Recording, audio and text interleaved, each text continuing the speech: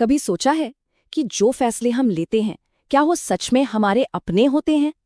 आज हम उस छिपी हुई प्लेबुक को खोलने वाले हैं जिसका इस्तेमाल हमारी सोच, पसंद और यहाँ तक कि हमारे इमोशंस को कंट्रोल करने के लिए हर दिन किया जाता है। पर ये कोई आम विश्लेषण नहीं है, ये एक सर्वाइवल गाइड है। तो चलिए इसी सोच के साथ शुरू करते हैं।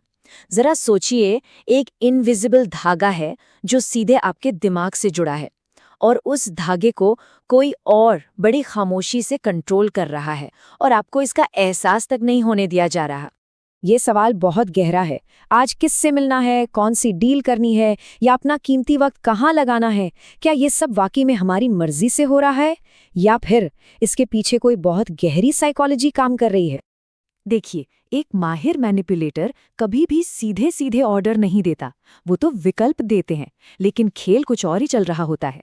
चलिए देखते हैं कि ये सब काम कैसे करता है। इसका एक बहुत ही क्लासिक उदाहरण है। एक स्मार्ट पेरेंट अपने बच्चे से ये नहीं कहते कि जाओ सो जाओ, वो पूछते हैं तुम 8 बजे सोना पसंद करोगे या 8:30 बजे। अब बच्चा खुशी खुशी 8:30 बजे का टाइम चुनता है, उसे लगता है कि अरे वाह, जीत हो गई। लेकिन पेरेंट का असली मकसद तो उसे 8:30 तक सुलाना ही था।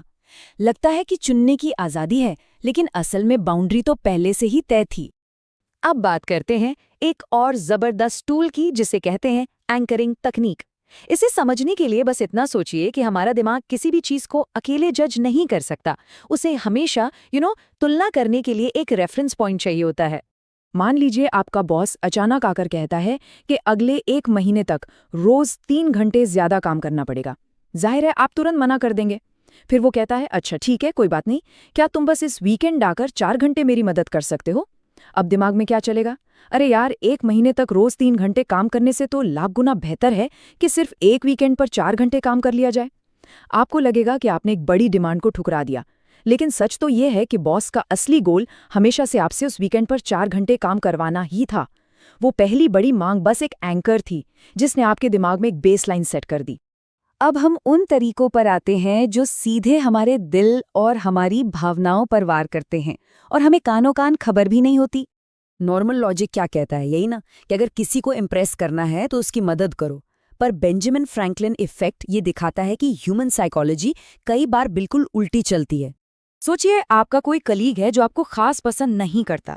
आप उससे एक छोटा सा फेवर मांगते हैं, जैसे एक पेन मांग लिया या कोई छोटी सी सलाह ले ली। जब वो आपकी मदद करता है तो उसके दिमाग में एक सबकॉन्शियस लड़ाई शुरू हो जाती है। मैं तो इसे पसंद नहीं करता, तो फिर मैंने इसकी मदद क्यों की? इस कंफ्यूजन को दूर करने के लिए दिमाग खुद को ही मना लेता है कि शायद ये इंसान उतना भी बुरा नहीं है। देखा, एक छोटे से फेवर से सामने वाले के विचार ही बदल दिए गए। कभी सोचा है कि हम दिन में सैकड़ों बार अपना स्मार्टफोन क्यों चेक करते हैं? इसके पीछे एक बहुत ही सावधानी से बुना गया साइकोलॉजिकल जाल है। इसे वेरिएबल रिवॉर्ड कहते हैं, मतलब ऐसा इनाम जिसका कोई ठिकाना न हो, ठीक एक स्लॉट मशीन की तरह। रिलेशनशिप्स में कोई मैनिपुलेटर पहले तो बेइंतहा अटेंशन देगा, जिसे लव बॉम्बिंग कहते हैं। फिर अचानक बिना किसी वजह के वो एकदम से दूर हो जाएगा। इस हॉट एंड कोल्ड बर्ताव से हमारा दिमाग कंफ्यूज हो जाता है। हमें पता ही नहीं होता कि अगला रिवॉर्ड यानी अगली बार अटेंशन कब मिलेगी, और बस हम उस अटेंशन के लिए ऑब्सेस होने लगते हैं और इमोशनली उन पर पूरी तरह से डिपेंड हो जाते हैं। ये सबसे खतरनाक हिस्सा है, जहां मैनिपुलेटर आपकी याददाश्त और आपकी सच्चाई की समझ पर ही सवालिया निशान लगा देता है। आपके साथ कभी ऐसा हुआ है? किसी दोस्त ने कहा, यार मुझे तुमसे एक बहुत ज़रूरी बात करनी है, पर चलो छोड़ो, किसी और दिन बात करेंगे। इसके बाद क्या होता है? हमारा दिमाग दिन भर उसी एक अधूरी बात के बारे में सोचता रहता है ना? हमारा दिमाग उन बातों को ज्यादा याद रखता है जो पूरी नहीं होती। एक मैनिपुलेटर जानबूझकर बातचीत को उस वक्त खत्म करेगा जब वो अपने पीक पर होगी। इससे होता क्या है? दिमाग में एक ओपन लूप बन जाता है, एक अधूरा सर्कल, और आप उनके बारे में सोचते रहते हैं बिना उनके एक भी एक्स्ट्रा शब्द बोले। हम सबको लगता है कि हम लॉजिक के आधार पर फैसले लेते हैं, पर सच्चाई ये है कि हमारा दिमाग फैक्ट्स को नहीं बल्कि उस तरीके को जज करता है जिस तरीके से वो फैक्ट्स हमारे सामने रखे जाते हैं। मान लीजिए एक डॉक्टर कहता है इस सर्जरी में बचने के 90% चांस है, आप शायद हाँ बोल देंगे। अब सोचिए, दूसरा डॉक्टर कहता है इस सर्जरी में मरने के 10% चांस है, आप एकदम से डर जाएंगे। दोनों डॉक्टर्स ने बात तो एक ही कही, लेकिन उनका फ्रेम, उनकी बात रखने का तरीका बिल्कुल अलग था। एक माहिर मैनिपुलेटर अपनी बातों को ऐसे ही फ्रेम करता है। क्या किसी ने कभी ऐसा कहा है, अरे मैंने तो ऐसा कभी कहा ही नहीं, या तुम कुछ ज्यादा ही सोच रहे हो? जब ये बार बार होने लगता है तो इंसान को अपनी ही मेमोरी और अपनी ही सच्चाई पर शक होने लगता है। ये कोई नॉर्मल झगड़ा नहीं है, ये आपके कॉन्फिडेंस पर एक सोचा समझा साइकोलॉजिकल अटैक है। तो अब सबसे बड़ा सवाल ये है कि इस सारी जानकारी का करना क्या है? क्या हमें भी एक मैनिपुलेटर बनना है? जवाब है बिल्कुल नहीं। सोचिए, एक चाकू से किसी की जान ली भी जा सकती है और एक सर्जन उसी चाकू से किसी की जान बचा भी सकता है। ये नॉलेज एक हथियार नहीं, बल्कि एक ढाल है, एक शील्ड। इसे इसलिए सीखना है ताकि कोई आपको अपनी उंगलियों पर नचा ना सके, ताकि आप खुद को डिफेंड कर सकें। तो खुद को डिफेंड कैसे करना है? सबसे पहले, जब कोई आपको 2 विकल्प दे तो हमेशा रुकें और सोचें कि क्या कोई तीसरा विकल्प भी है जो दिखाया नहीं जा रहा। दूसरा, इमोशनल उतार चढ़ाव को पहचानिए। अगर कोई पहले बहुत प्यार लुटाता है और फिर अचानक दूर हो जाता है, तो ये एक बहुत बड़ा रेड फ्लैग है। बिन मांगे मिलने वाले एहसानों से सावधान रहिए। हो सकता है ये आपको बाद में किसी बड़ी मांग के लिए तैयार करने की कोशिश हो। अपनी यादाश्त पर भरोसा कीजिए। अगर कोई बार बार आपकी कही बातों को नकारता है, तो वो गैसलाइटिंग है। और आखिर में, बातचीत को अपनी शर्तों पर खत्म कीजिए। किसी को भी अपने दिमाग में वो ओपन लूप छोड़ने का मौका मत दीजिए। आज के बाद जब भी आप इन अदृश्य धागों को महसूस करें, तो बस याद रखिएगा, कंट्रोल वापस लेने की असली शक्ति अब आपके पास है ना? कि क्या वाकई में ऐसा हो सकता है? मतलब बिना कुछ बोले किसी को अपनी तरफ खींच लेना?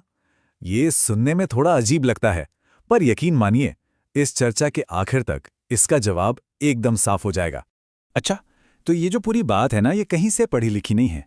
ये एक पर्सनल जर्नी से निकल कर आई है। 1 महीने तक ये समझने की कोशिश की गई कि नॉन वर्बल इन्फ्लुएंस, मतलब बिना बोले असर डालना, आखिर काम कैसे करता है। तो ये कोई थ्योरी नहीं, बल्कि एक असली एक्सपेरिमेंट का नतीजा है। तो होता क्या है? ज्यादातर सलाह क्या मिलती है? यही ना, कि आई कांटेक्ट अच्छा रखो, बॉडी लैंग्वेज सही होनी चाहिए। ये सब बातें तो सबने सुनी है, पर सच्चाई क्या है? सच्चाई ये है कि ये तरीके अक्सर काम ही नहीं करते। क्यों? क्योंकि सामने वाले का ध्यान ही नहीं जाता। तो इनके फेल होने की सबसे बड़ी वजह क्या है? वजह बहुत सिंपल है। सामने वाले इंसान का ध्यान वो बस कहीं और होता है। तो फिर कितने भी नॉन वर्बल सिग्नल्स दिए जाएं, सब बेकार हो जाते हैं, क्योंकि उन्हें कोई नोटिस ही नहीं कर रहा होता, है ना? और ठीक यहीं पे डार्क साइकोलॉजी की दुनिया से एक खोज सामने आई। एक ऐसा कॉन्सेप्ट, एक ऐसा सिद्धांत जिसने इस पूरी प्रॉब्लम को देखने का नजरिया ही बदल दिया और एक, कह सकते हैं, एक नया रास्ता दिखाया। और इस खोज का नाम है द लाइकिंग इफेक्ट। अब ये है क्या? ये एक बहुत ही सीधी सी साइकोलॉजिकल टेंडेंसी है। इसके मुताबिक लोग उन लोगों को पसंद करने लगते हैं जिनके बारे में उन्हें ये महसूस होता है कि वो उन्हें पहले से पसंद करते हैं। ये हमारे ह्यूमन नेचर का, हमारे स्वभाव का एक बहुत ही बेसिक हिस्सा है। तो देखिए, सारा खेल यहीं बदल जाता है। मतलब अब गोल ये नहीं है कि किसी का अटेंशन कैसे खींचा जाए, नहीं, गोल अब ये है कि सामने वाले तक ये सिग्नल कैसे पहुंचाया जाए कि उन्हें पसंद किया जा रहा है। अटेंशन पाने की कोशिश से हटकर एप्रिशिएट करने का सिग्नल देने पर फोकस शिफ्ट हो जाता है। तो फिर सवाल ये उठता है कि इसे इस्तेमाल कैसे करें? चलिए देखते हैं। इसका तरीका हैरान करने वाला आसान है। बस 2 स्टेप्स हैं। स्टेप 1, गोल। गोल ये है कि एक इनडायरेक्ट सिग्नल देना है कि सामने वाले को पसंद किया जाता है। और स्टेप 2, तरीका। वो सिग्नल कैसे देना है? एक बहुत ही सिंपल और सच्ची तारीफ करके। और इसका एक जबरदस्त उदाहरण है। बस इतना कहना, मुझे तुम्हारी मुस्कान बहुत अच्छी लगती है। बस एक सीधी साधी सिंपल सी बात, पर इसका असर बहुत गहरा होता है। लेकिन ये काम करता क्यों है? इसके पीछे की साइकोलॉजी क्या है? देखिए, इसके कुछ कारण हैं। पहली बात, ये इनडायरेक्ट है। इससे सामने वाला ऑकवर्ड या असहज महसूस नहीं करता। दूसरा, ये रेसिप्रोसिटी के प्रिंसिपल को चालू कर देता है। मतलब जब हमें किसी से कुछ अच्छा मिलता है तो हमारा भी मन करता है बदले में कुछ अच्छा करने का। तीसरा, ये किसी की पॉजिटिव खूबी पर फोकस करता है। और सबसे बड़ी बात, इसके लिए सामने वाले को कुछ करना ही नहीं पड़ता। तो इस पूरी चर्चा का निचोड़ क्या है? सार बस इतना सा है कि तारीफ का एक छोटा सा, सिंपल सा सिग्नल वो बड़े बड़े कॉम्प्लेक्स नॉन वर्बल इशारों से कहीं ज्यादा पावरफुल हो सकता है। कभी कभी सबसे आसान जवाब ही सबसे सही होता है। और ये हमें एक बहुत बड़े सवाल पर लाके छोड़ देता है ना, कि क्या कम्युनिकेशन के यानी बातचीत के सबसे असरदार तरीके असल में सबसे सिंपल तरीके ही होते हैं?